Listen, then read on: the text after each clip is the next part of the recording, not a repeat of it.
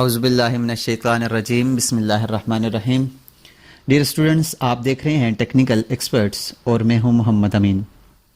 आज की हमारी ये 3D की दूसरी क्लास है और इस क्लास में हम सीखेंगे कि हम किसी भी 2D ऑब्जेक्ट को 3D में किस तरह से कन्वर्ट कर सकते हैं। तो उसके लिए हम जो कमांड यूज़ करते हैं उसे कहते हैं एक्सट्रूड। एक्सट्रूड कमांड के ज़रिए हम किसी भी 2D के ऑब्जेक्ट को 3D में कन्वर्ट कर सकते हैं। तो चलें अपनी क्लास का आगाज़ करते हैं। इसके लिए जब हमारे पास कोई भी 2D का ऑब्जेक्ट बना हो उसे हम 3D में कन्वर्ट करें, तो मेरे पास तो अभी कोई ऑब्जेक्ट नहीं बना हुआ। चले मैं एक ऑब्जेक्ट बना लेता हूँ। REC लिखकर मैं रेक्टेंगल एक लगा लेता हूँ। यहाँ से मैं एक रेक्टेंगल लगा लेता हूँ और इसके अलावा मैं एक सर्कल लगा लेता हूँ। इन दोनों ऑब्जेक्ट्स को मैं 3D में कन्वर्ट करूँगा। उसके लिए हमारे पास कमांड है एक्सट्रूड की और उसका शॉर्टकट है EXT। EXT लिखकर मैं एंटर करूँगा तो अब कमांड प्रॉम्प्ट के ऊपर सेलेक्ट ऑब्जेक्ट टू एक्सट्रूड है। मैं ऑब्जेक्ट को सिलेक्ट करूंगा और उसके बाद एंटर दबा दूंगा या राइट बटन दबा दूंगा। राइट बटन में क्लिक करता हूं। अब देखें तो हमारे पास ये ऑब्जेक्ट एक्सट्रूड हो रहा है। मैं इसे दो तरीकों से एक्सट्रूड कर सकता हूं। इसको हाइट दे सकता हूं। एक तो यहां पर मैं हाइट लिख दूं तो ये हमारे पास एक हाइट के मुताबिक एक्सट्रूड हो जाएगा, या फिर मैं कहीं पर भी क्लिक कर दूं, मैं यहां पर क्लिक कर दूं तो हमारे पास ये ऑब्जेक्ट एक्सट्रूड हो गया है। 3D में ये कन्वर्ट हो चुका है। मैं दोबारा से Ctrl+Z दबाकर वापस जाता हूं। दोबारा मैं एक्सट्रूड की कमांड लेता हूं। EXT लिखकर एंटर किया, ऑब्जेक्ट को सिलेक्ट किया और अब ये देखें तो एक्सट्रूड हो रहा है। अगर हमने ऊपर की तरफ एक्सट्रूड करना है तो ऊपर की तरफ यहां पर रख कर मैं यहां इस जगह पे लिखूंगा। मिसाल के तौर पर मैं लिखता हूं 10 की हाइट के साथ मैं इसको एक्सट्रूड करूंगा। जब मैंने 10 लिखकर एंटर किया तो देखें ये हमारे पास ये ऑब्जेक्ट 10 की हाइट के साथ एक्सट्रूड हो चुका है। अगर मैं इस ऑब्जेक्ट को एक्सट्रूड करना चाहूं तो एक्सट्रूड के लिए मैं EXT लिखकर एंटर करूंगा और यहां से इस ऑब्जेक्ट को सिलेक्ट करने के बाद राइट बटन क्लिक करूंगा तो अब देखेंगे हमारे पास ये ऑब्जेक्ट एक्सट्रूड होने लग गया है। मैं यहां पर इसके ऊपर लिखता हूं -10 लिखूंगा तो आप देखें तो हमारे पास ये ऑब्जेक्ट नीचे की तरफ एक्सट्रूड हुआ है क्योंकि मैंने इसको -10 दिया है। -10 के साथ ये हमारे पास ये ऑब्जेक्ट एक्सट्रूड हो गया है। तो इस तरह से हम किसी भी ऑब्जेक्ट को एक्सट्रूड करते हैं। अब एक्सट्रूड की अंदर तीन कमांड्स हैं। मैं दोबारा से एक रेक्टेंगल लगा लेता हूं। मैं ये यहां पर एक रेक्टेंगल लगा लेता हूं और एक सर्कल लगा लेता हूं। ये मैंने सर्कल लगा लिया। दोबारा से मैं एक्सट्रूड की कमांड में जाता हूं। EXT लिखकर एंटर करता हूं और सिलेक्ट ऑब्जेक्ट करता हूं, राइट बटन क्लिक करता हूं तो अब आप देखें इसके अंदर तीन हमारे पास ऑप्शन है। एक डायरेक्शन का है, एक पैथ का है और एक टेपर एंगल का है।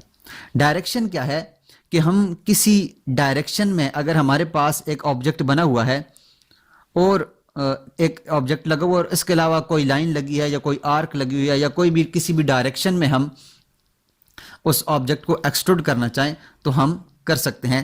मिसाल के तौर पर मैं यहाँ पर एक लाइन लगा लेता हूँ ऊपर की तरफ। आप किसी भी तरह लाइन इसके ऊपर लगा सकते हैं। मैं यहाँ से ऊपर की तरफ एक लाइन लगा लेता हूँ। ये मैंने लाइन लगा ली है। लाइन लगाने के बाद मैं यहाँ से कमांड से बाहर चला जाता हूँ। अब मैं इसको एक्सट्रूड करता हूँ। EXT एक्सट्रूड किया और यहाँ से सिलेक्ट ऑब्जेक्ट किया और राइट बटन क्लिक करूंगा तो अब देखें ये हमारे पास एक्सट्रूड तो हो रहा है, लेकिन यहां से मैं इसको डायरेक्शन के लिए D लिखकर एंटर करता हूं। D लिखकर एंटर किया। अब ये कहता है specify start point of direction. मैं इसका स्टार्ट पॉइंट दूंगा। उसके बाद ये कहता है एंड पॉइंट ऑफ डायरेक्शन।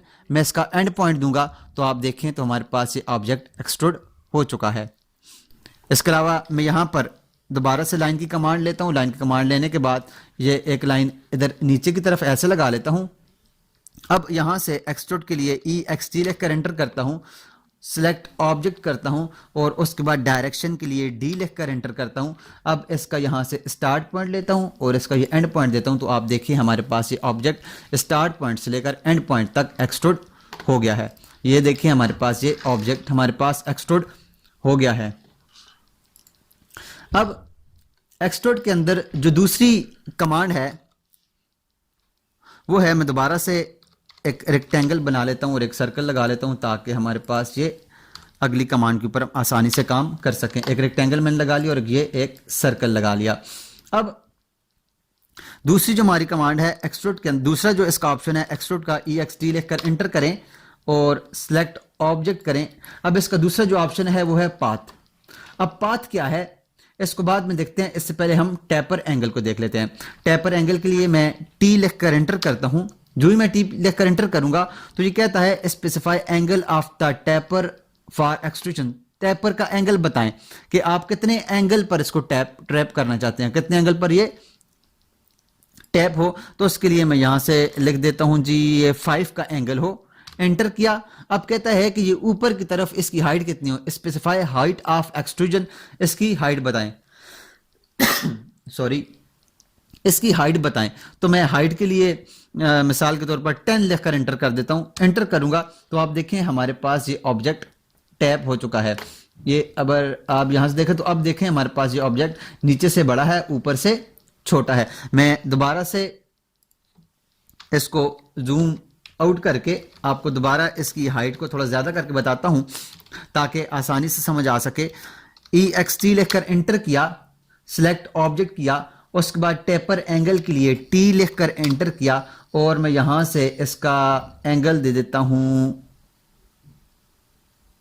5 का ही एंगल देते हैं और इसकी हाइट को मैं कर देता हूं जी यहां से 30 करता हूं। 30 करे तो अब आप देखें तो हमारे पास ये नीचे से ऑब्जेक्ट बड़ा है और ऊपर से छोटा है। ये टैपर होकर इसका ऊपर से एंगल छोटा है और नीचे से एंगल बड़ा होने के साथ ऊपर से ऑब्जेक्ट छोटा है, नीचे से बड़ा है और इसके ऊपर जो एंगल लगा है ये 6 का एंगल लगकर इसने इसको एक्सट्रूड किया है। ये देखें अब आसानी से समझ आ रहा होगा, ये नीचे से बड़ा है और ऊपर से छोटा है। तो इस तरह से हम टैप कर सकते हैं। इस ऑब्जेक्ट को अगर मैं टैप करना चाहूं तो उसके लिए मैं EXT लिखकर एंटर करता हूं। एंटर करने के बाद select object, right button click करने के बाद ये हमारे पास T लिखकर एंटर करूंगा और इसको मैं कर देता हूं जी 10 के एंगल पे करता हूं और इसकी हाइट भी मैं करता हूं जी 50 करता हूं और एंटर करूंगा तो आप देखें तो हमारे पास ये इस तरह से नीचे से बड़ा और ऊपर से छोटा है और इसका जो हाइट है ये हमारे पास 50 है और ये जो टैप हुआ है ये हमारे पास ये 10 के एंगल पर हुआ है। तो इस तरह से हम किसी भी ऑब्जेक्ट को बड़ा और छोटा कर सकते हैं। इसके बाद जो हमारे पास इसका दूसरा ऑप्शन है वो है हमारे पास पाथ का, कि हम कोई पाथ देते हैं किसी ऑब्जेक्ट को बड़ा या छोटा कर आगे उसको एक्सट्रूड करने के लिए कोई पाथ देते हैं। मिसाल के तौर पर मैं यहां से एक डायरेक्शन पहले चेंज कर लेता हूं। इसके लिए डायरेक्शन का चेंज करना इंतहाई लाजमी है क्योंकि एक ही डायरेक्शन में जब दो चीजें पड़ी होंगी, दो ऑब्जेक्ट जब एक ही डायरेक्शन में होंगे तो फिर वो हमारे पास काम नहीं करेंगे। इसकी मैं डायरेक्शन इसका मैं फ्रंट व्यू कर लेता हूं। मैंने इसका फ्रंट व्यू किया। अब मैं कोई ऑब्जेक्ट बनाता हूं, यहां से मैं बना लेता हूं जी सर्कल ही बना लेता हूं। यहां से मैं एक सर्कल बनाता हूं। ये मैंने एक सर्कल बना लिया है। अब इसको मैं वापस उस एंगल में लेते हैं तो अब देखिए हमारे पास ये वाला जो ऑब्जेक्ट है ये इस तरह से बना हुआ है। अगर मैं यहां पर इसको मूव करके मैं जरा सामने लाता हूं ताकि आपको आसानी से समझ आ सके। ये ऑब्जेक्ट अगर मैं इस ऑब्जेक्ट को इस फेस के ऊपर बनाता, ये जो इस वक्त हमारे पास टॉप पे इस फेस पे अगर मैं बनाता इस तरह, तो अब आप देखेंगे हमारे पास ये ऑब्जेक्ट कैसे बनता। मैं यहां से दोबारा एक सर्कल लगाता हूं। सर्कल के लिए मैं C लिखकर एंटर करता हूं।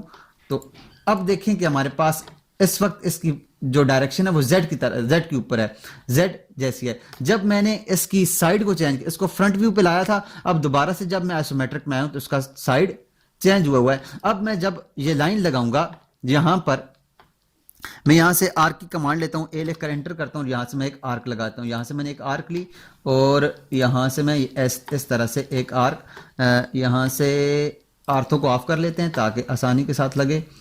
ये इस तरह से एक मैंने आर्क लगा लिया है। अब देखें तो हमारे पास इसकी डायरेक्शन दूसरी है और इसकी डायरेक्शन दूसरी है। ये हमारे पास एक अलग उसमें लगा हुआ है और दूसरा अलग डायरेक्शन में लगा हुआ है। अब मैं इसको करता हूं एक्सट्रूड, EXT लिखकर एंटर करूंगा और सिलेक्ट ऑब्जेक्ट करूंगा, राइट बटन क्लिक करूंगा। अब हमारे पास है पाथ। पाथ क्या है कि हमने ये पाथ देना है, ये वाला जो ऑब्जेक्ट है मैं कहता हूं इसके पाथ के ऊपर ये एक्सट्रूड हो जाए। उसके लिए मैं P लिखकर एंटर करूंगा। P लिखकर मैंने एंटर किया। अब कहता है specify the height of extrusion or, ये लिखा हुआ है सिलेक्ट एक्सट्रूजन पाथ और टेपर एंगल, तो पाथ में सिलेक्ट करूंगा तो देखिए आप, तो हमारे पास ये ऑब्जेक्ट एक्सट्रूड उस पाथ के ऊपर हो चुका है। ये देखें हमारे पास ये ऑब्जेक्ट उस पाथ के ऊपर एक्सट्रूड हो चुका है। तो इस तरह से हम एक्सट्रूड के अंदर टेपर भी यूज कर सकते हैं, टैप को भी यूज कर सकते हैं, पाथ को भी यूज कर सकते हैं और इसके अलावा हम डायरेक्शन के मुताबिक भी ऑब्जेक्ट्स को बना सकते हैं।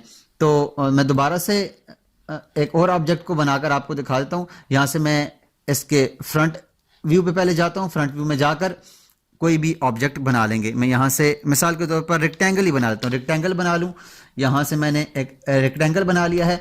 अब मैं यहां से टॉप व्यू पे जाकर और इसके बाद फिर मैं इसके आइसोमेट्रिक व्यू में आऊंगा। तो अब देखें तो हमारे पास ये ऑब्जेक्ट इस तरह से बना हुआ है। मैं इसको मूव कर लेता हूं, थोड़ा सा इस ऑब्जेक्ट से बाहर निकाल लेता हूं। ये ऑब्जेक्ट को बाहर निकाल लिया। अब मैं यहां पर एक आर्क लगा लेता हूं, आर्क लगा लेता हूं यहां से, इस जगह से, यहां से इस तरह एक, या इस तरह से एक आर्क लगा लेता हूं और इसको थोड़ा सा मूव कर लेता हूं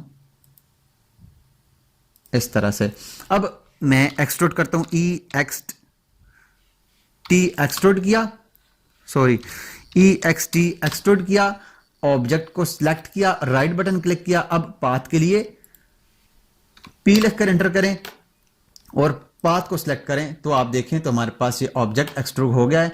मैं इसको विजुअल स्टाइल में आपको करके दिखाता हूं। ये देखिए हमारे पास ये ऑब्जेक्ट इसके ऊपर, पाथ के ऊपर एक्सट्रूड हो गया है। तो इस तरह से हम किसी भी ऑब्जेक्ट को एक्सट्रूड कर सकते हैं और इसकी इस तरह से ऑप्शन के मुताबिक इसको इस्तेमाल कर सकते हैं। उम्मीद है आपको एक्सट्रूड की ब्रीफली समझ आई होगी। अगर आपको समझ आई है तो काइंडली हमारे इस ऑब्जेक्ट, जो हमारा चैनल है उसको सब्सक्राइब कर लें और अपने दोस्तों के साथ भी इसको शेयर करें और हमारी वीडियो को लाइक ज़रूर किया करें। मिलते हैं नेक्स्ट क्लास में, तब तक अपना ख्याल रखिएगा। अल्लाह नेहगबान।